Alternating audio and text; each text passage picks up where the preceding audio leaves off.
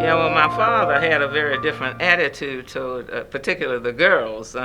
He felt that if you got a good high school education, then that was, great, and that was probably enough. Then you could,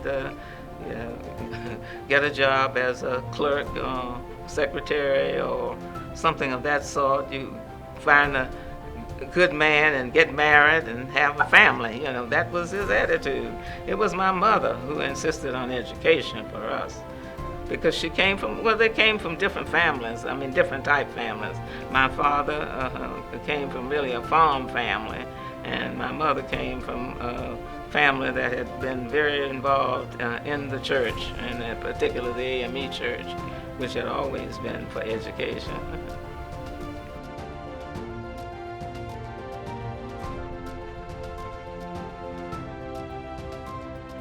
There were three of us, three blacks, sitting at that particular session, and there was a rule that you should never sit next to or with someone with whom you worked or studied, and so we were sort of spread out there in the Capitol at the time. And the chairman came over and said to me, he didn't speak to the two guys with whom I was, and said, would you mind sitting in the rear? Well, we had gotten there early and gotten what we considered decent seats in order to avoid all the smoking, because it was at that time a smoking den. But and it was thick, and we were trying to avoid some of that. And so we were sitting near the front, so you could see from the gallery. And if someone had asked me how would you respond, I never would have said I would respond as I did. It just irked me so, because everyone is tense and ready to go for the exam, and not to be bothered with something like seating arrangements. And I said to him, why didn't you write us a letter and tell us you wanted us to sit in the rear? And then we could have, let the society in New York know that, seating was being managed differently than had been expected.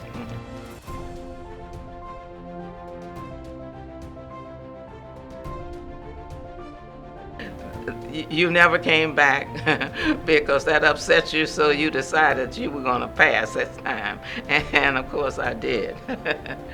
And the chairman decided that he was going to make sure that they held on to that certificate as long as they could. So he chased me around Atlanta to make sure I was putting in time with some other CPAs, and there were two black CPAs that I was very close to, J.B. Blayton and Larzette Hale. And so that was not a problem. But he said since I was teaching and I was working otherwise, I wasn't putting in the amount of time. And so he held it up. And then finally, there was another young man that I knew from North Georgia, and I called him one day and said to him, look, I've been waiting quite some time to get my certificate. I would appreciate, your help. And so he says, well, let's talk to the insurance commissioner. And we did. And he said, I'll call you. And he called and said, come down and get your certificate. I went down, raised my hand, and, swore that I would adhere to the rules that they had. And they gave me my certificate, unlike the certificates that were handed out at a luncheon to all of the other members who had passed. And one of my persons from Augusta, where I grew up, said to me, he says, Johnnie, you should have passed that exam when I was a chair. He says, old Charlie is going to give you hell. And old Charlie tried to.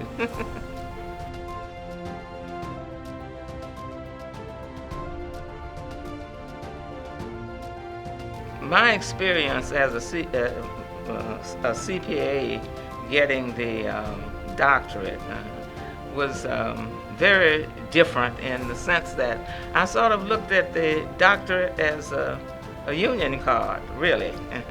I looked at it as the opportunity to move up in the academic realm and earn a bit more money.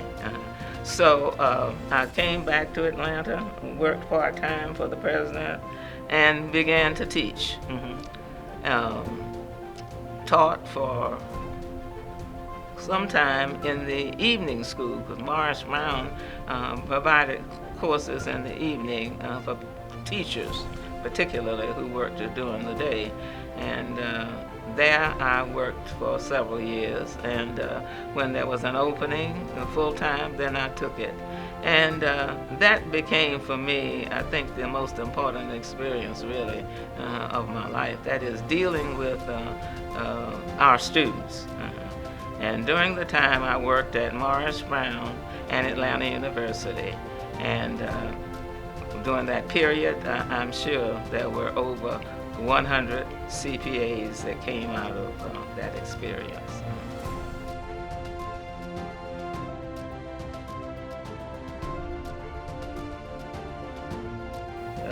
You should work hard to reach your potential, whatever that is. And you should really try to do good in this life. I urge young people to get that exam out of the way really before you go to work, if you can. That's the best thing to do.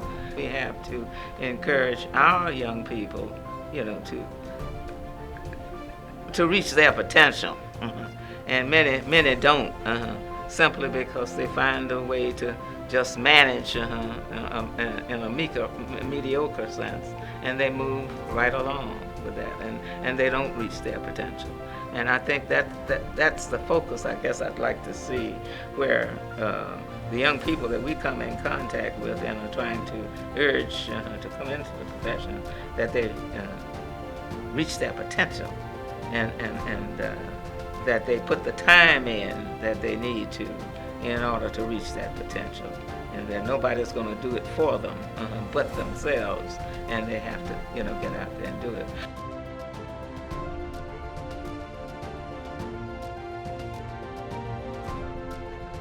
I'm most proud of the experiences that I had with my students, and hopefully the fact that they came my way, that made a difference in terms of their lives and things that they chose to do, and the work path that they took.